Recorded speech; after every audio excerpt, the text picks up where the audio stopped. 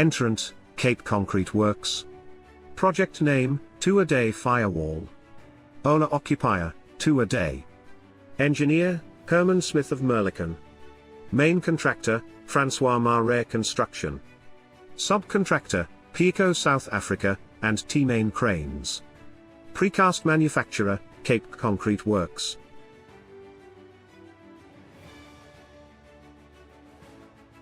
This massive firewall was built between two controlled atmosphere storage facilities at 2-a-day's Apple and Pear Distribution Center in Grabo, Western Cape.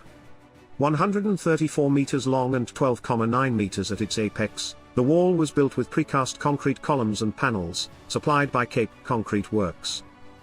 It was designed by structural engineer, Herman Smith of Merlicon, to a 4-hour fire rating, and was installed by Cape Concrete together with T-Main Cranes, using Pico bolting systems.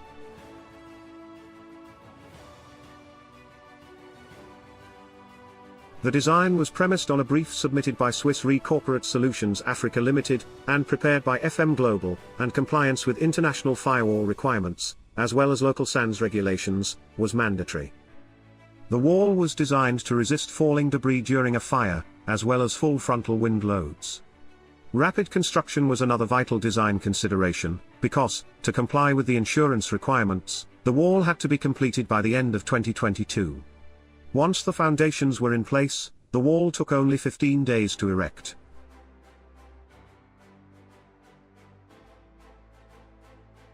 The columns vary in height between 10,5 and 12,9 meters, and are 600 mm wide and 1,2 meter deep.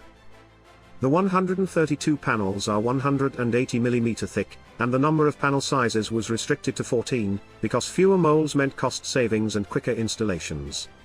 However, most panels are 6 meters wide by 2,4 meter high and weigh close on 7 tons.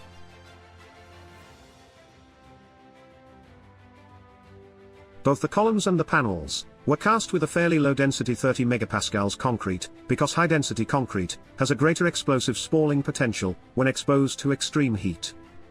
This condition required additional concrete cover over the rebar, which reduced the column's lever arm dimensions. Therefore, rebar with a higher cross-sectional area was used to achieve the required tensile strength. And a sacrificial layer of steel mesh, inserted just beneath the column faces, further inhibits spalling.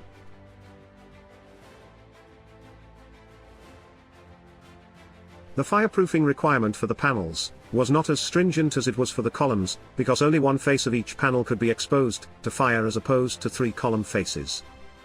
The concrete panels were installed in a staggered configuration, for greater wall and column rigidity. Additionally, the wall ends were strengthened, because this is where wind forces are greatest. This was achieved by combining 3 column footings into one, and by reducing the spacing between the columns.